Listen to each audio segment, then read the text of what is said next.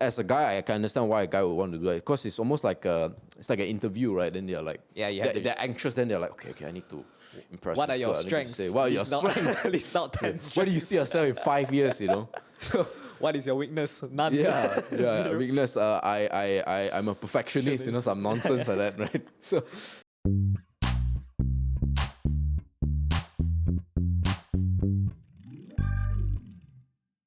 Hello everyone. So as you guys can tell from the title, today we're going to be doing something different. We're going to expose MJ's dark secret on his love relationship. Nice. And I think the audience need not much introduction, right? So let's hit straight to the Q&A, right? Let's do it. Okay, so hi MJ. Hello, Jonathan. All right, are you ready for these questions? Juicy questions that our audience would love to know. I was forced into this chair, but okay. All right, so to benefit our female audience who are watching this video, Yes. All 4 of them, right? I think there's more than that. Are you single? Yes. Single and ready to mingle? We'll see. We'll see. No comment. Just depends who DMs me on Instagram. Okay, actually the reason why I ask you this question is because when I was scrolling through my Facebook and Instagram, right, I noticed that there's a lot of people who are actually getting married. Okay. And I just want to ask, do you feel like FOMO, like fear of missing out? Does it like give you the urge to find a partner like ASAP? No, because the people I hang out with, which is a lot of them are you guys, right? And our team, they're all either single or not close to marriage age and all that. So my circle is not, not a lot of them are getting married, but soon it will come. But I'm someone who has always like to do things differently, even though it's bad for me. So I most probably will not experience FOMO. Okay. Yeah. Pretty interesting. Okay, this is a little bit more financial kind of question. What do you think of people actually taking loans to spend on their wedding? Because I see it's pretty normal, right? From all of my friends who actually got married, I realized that some of them actually take loans to spend on their wedding expenses. What are your thoughts on this? So I think that taking loans is for wedding expenses is only good if you calculate that the ang pao money that you're gonna get can pay back the loans, right? It's just like it's just like trading margin on stocks, you know. Can you make a profit on your stock? If you can make a profit on your stock, yeah, man, just leverage. So it's the same here. So I don't know the math behind marriage, but certainly that is the most important. So obviously, I believe the tables will be the most expensive, maybe 1,000 ringgit per table. Right. Then you've got your flowers, you've got the venue booking and all that. So I don't know math, but I assume that the ang pao per table needs to be 1,500. So if there's 10 people on the table, you need each of them pay 150. But since people always come in a family, Families, so a family of 4, so that means the parents have to pay at least 300. So you have to make sure that the people you invite can at least pay you 300 ringgit. Per table. No, per parents. parent. Per parents. So, Alright. but that since the male is usually the one guy that's who big, pays, so it's yeah. 600 per family. Okay, that's pretty interesting. Okay, now back to a little bit more personal question. Yep. So, what's your ideal type of girl? And like, what traits do you look for in a girl? Wow. Damn. This is a hard one, man. There's no way I can say this, right? And it will not offend people. Just say it. Just go, man. No, Just of go. course, you want someone who's supportive, someone who is mature. I think things like grace and kindness and being nurturing is also a very, it's also a trait that men typically don't have. So I think it's usually the things that they don't, that I don't have definitely, that I find admirable.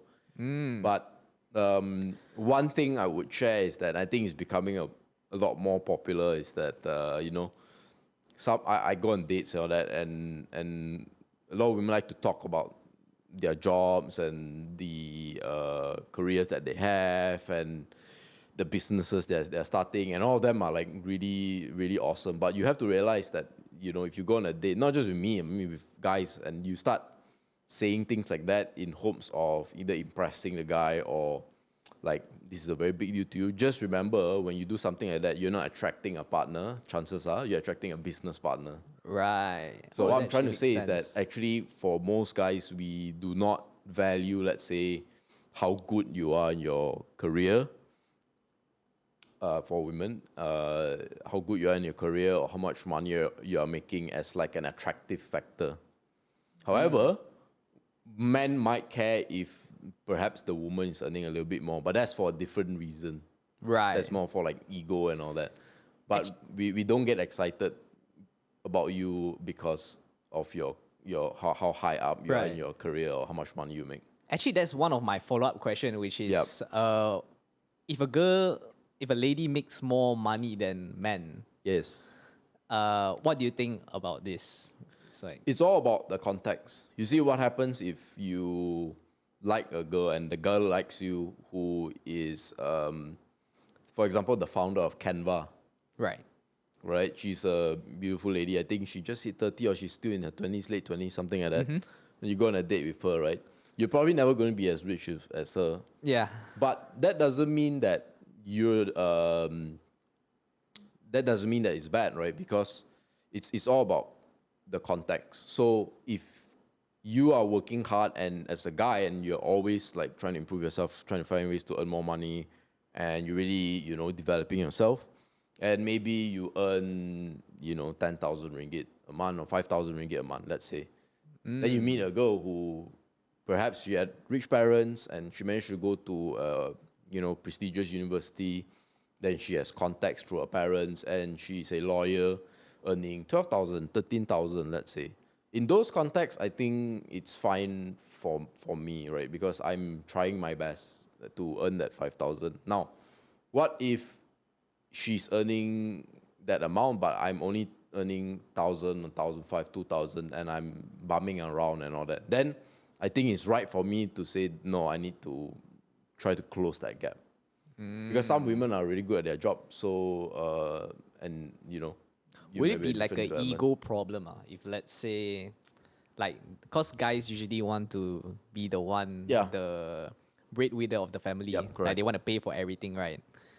Uh, so I'm not sure whether would they like find someone who actually makes less, or they are actually really okay with people who makes more than them, or Yeah, sometimes that's an even their interesting family question. also. Sometimes even maybe the lady's side, Yep. the family maybe they Yep. think otherwise, right? They won't have a very good impression of that guy who makes less than her, right? So actually, this is for women. This is an investing question. So by and large, women will prefer someone the same income Income, or up right? or higher, right? That's the reality. However, what I observe is that women who like can think further a bit, what they will be interested in is not so much what the guy is earning right now, but is who the guy can become. Oh, So the smart ones are the people who, you know, look at a guy that maybe is not very stable in his career, but they can see that he's trying. He's not wasting his life away like going out drinking and partying and he's trying his best, is it? yeah, Like but trying the to improve. income's not coming in yet, right? So you Ah. can see he's dedicated to his business, or maybe he's a freelancer, he's an artist or whatever, right? But he's dedicated to what he's doing, and assuming the woman is reasonable, right, and a bit more long term, they will be okay with that as long as they see potential.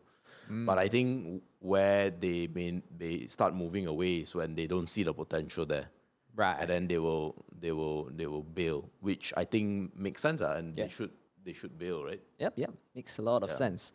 Do you have like a checklist? So for Yeah. example, like our SIB program, right, we have Yeah, like yeah, a yeah, checklist correct, before we correct. search like good companies, right?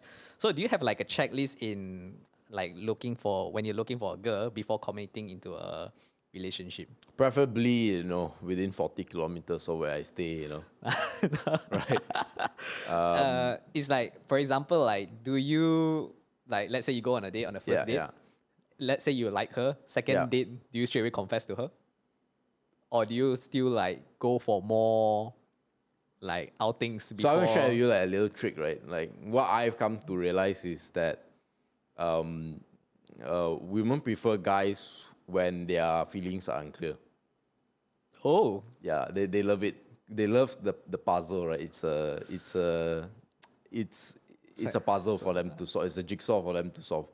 But the thing to realize is as well is that guys will always fall in love faster than girls right, definitely. because our checklist actually guys checklists are very similar. There's only one item on the checklist at the beginning, which is the looks. Yep. But I think Is it for good? women, it's a lot more than that. It's not just the looks; it's the status, the how much money you earn, and personality and things like that. But So how fast do you actually try to like cow that girl or like Right. try to like get her Yeah. how to say like be more than just friends? I think you have to look at. So what happens if you confess? What I Yeah. realize is that may seem as becoming Hasty, too fast. too fast, right? And because, as I said, because women fall in love slower than men, Right. so there's often going to be a mismatch. So they feel like they need to, like you're coming on too fast, or we're too soon and all that. Okay. So as a guy, actually, your objective is not to tell her you like her, because if you're wanting to see her the second and the third time, and if you want to go on a date with her, you probably already like her already, right? Your objective as a guy is to keep on observing whether or not she's opening up to liking you. And my preference is always for the ladies to advance the relationship. So I don't know, have you been in a relationship, or do you hear of relationships? I'll keep it Okay, low so pro, anyway, low. so usually in a relationship, after a while, the someone will always ask, where, what are we, Yeah, definitely. right? Oh, that's one of the questions that I asked too. So the key, Yep. the key for me is, as a guy, you never ask that, Oh, why is that? because you need to make her feel like she is in control, that she is driving the relationship. But you are there. If you really like her, you just have to be prepared when that time comes to say, yes, then let's because when she asks something like that, she's at a checkpoint, right? She's ready to say it is, yes, it is Wow. time to put her. But you cannot ask that, because when you ask that, then you are the one putting forward to her. Right. That's- Good tips for all you guys right there. Yes. I Never learned ask, something new. where are we? Yep. Never ask. Wait for her to ask. Yeah. What I mean, are in the we? meantime, just hang out and have fun. That's it. And you just wait. And you Okay. keep like observing. That's it. I'm gonna put this in my checklist to do. All right. Okay. So next question is: are you the type of person who would treat your girlfriend to everything, or do you go Dutch with her? Dutch as in I always assume that I'm paying, ah, unless my touch and go wallet. You know. like not enough. I like. But Sorry, usually sorry. there's enough wallet. But if there's cash, sometimes I need, because I don't hold a lot of cash, right? Correct, So some it has happened before, where oh sorry, I don't have enough cash, and they only accept cash, right?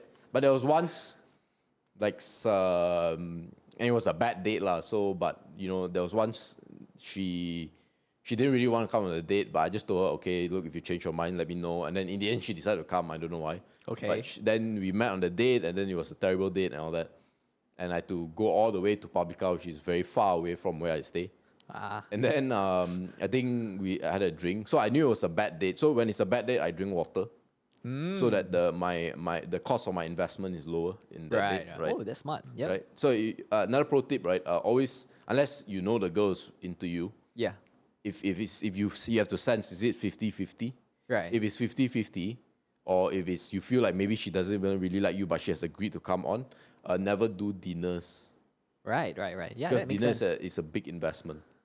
How do you Do actually drink. sense if like you know that it's gonna be a bad date? Like, does she show any sign? Like, for example, she's keep on looking at her phone. or she's not interested So in what you say? it actually happens before. So like during the texting phase, you should already know already. Like The late replies and all those stuff. Is it? late replies and the type of replies. Ah, That's one. The second one is when you're chatting. So usually for more Malaysian girls, they prefer to text first. right. So what happens is that when they text, what?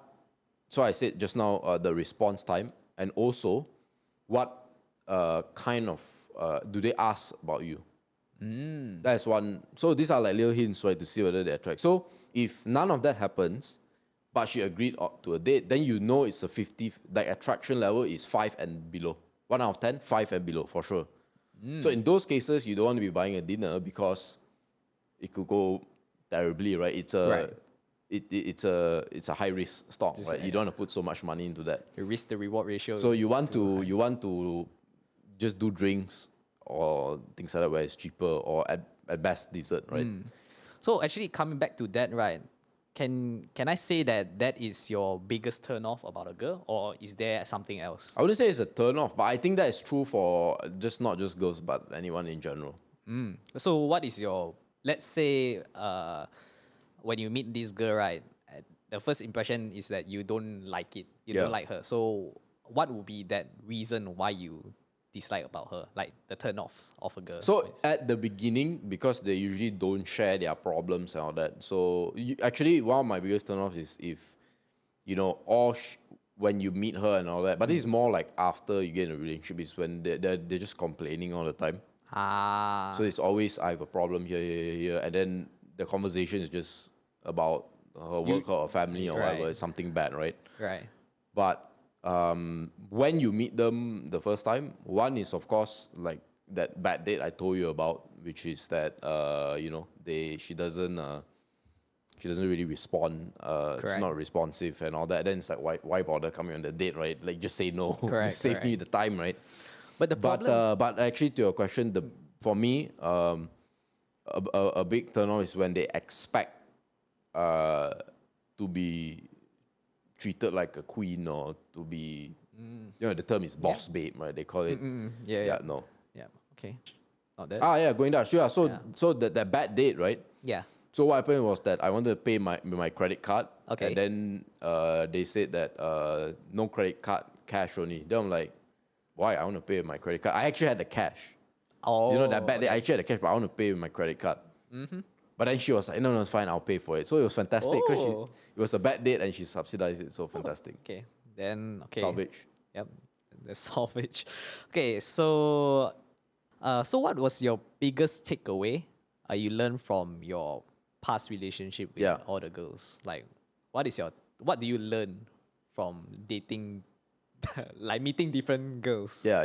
Yeah. Like, does it like teach you something that you need to dress well, or you need to like, should the conversations that you'll be talking should be Yup. more enticing to the partner? What are the biggest takeaway? Like the things I've learned, I think the most important thing I can share is that for and this is what I talk to them, and I come to that a lot of them feedback to me their previous dates, or maybe when I talk to like my friends who are girls, like my college friends or uni friends, or my cousins who are girls and all that. One of the big problems that they experience, especially when it comes to, let's say, online dating or just meeting someone for the first time, is that the guy talks too much. Right.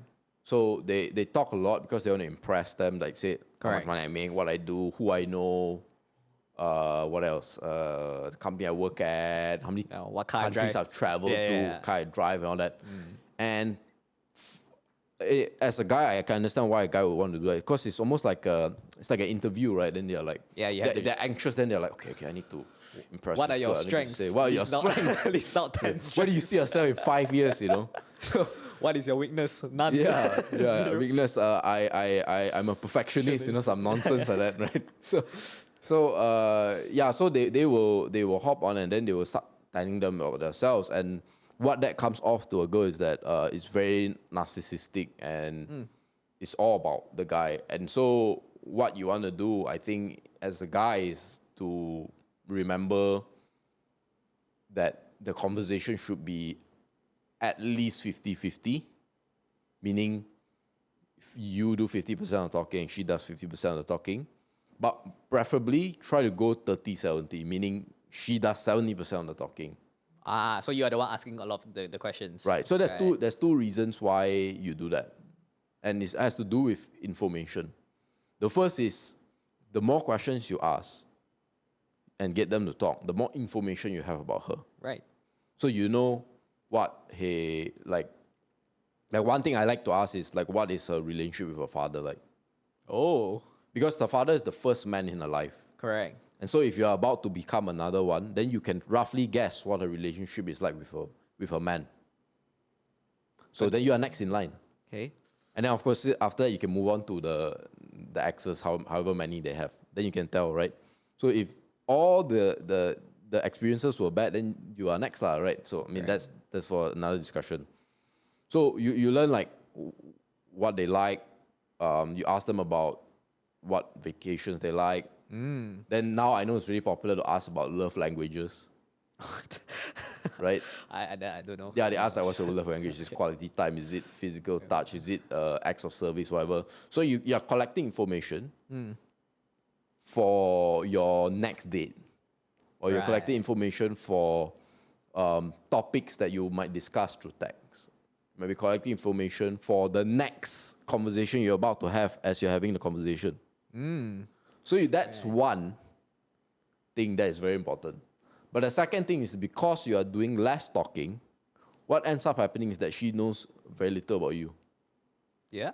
So then like, wow, this guy is like really interested in finding about me, but I don't know much about this guy. And so there's the element of mystery there. Yeah. And so the chance for a second date and progression is a lot higher. Wow. Yeah. That's a really good pro tip right there, Yeah, man. a lot of I pro need to up tips. my game right now. Yeah. Hey, It's not but- about you, it's about her. Yes, most definitely. Okay, so I think that sums up on our interview. It's a little chit chat session with MJ. But before we go, I just want to ask you one last question, and you just need to Yes. answer. You just need to choose between these two options. Yeah. So, a girl, tall or short? Shorter than me, lah. Okay. All right, done. Okay, so that sums up our interview today. Thank you, MJ, for coming on my little Pleasure. mini podcast right here. There'll be more. There'll be more of this. Hopefully there will be more. If you guys enjoy this kind of content, make sure you comment down below or maybe even like this video. Share this to your friends who want to know more tips on love and relationship. And we will see you in the next one.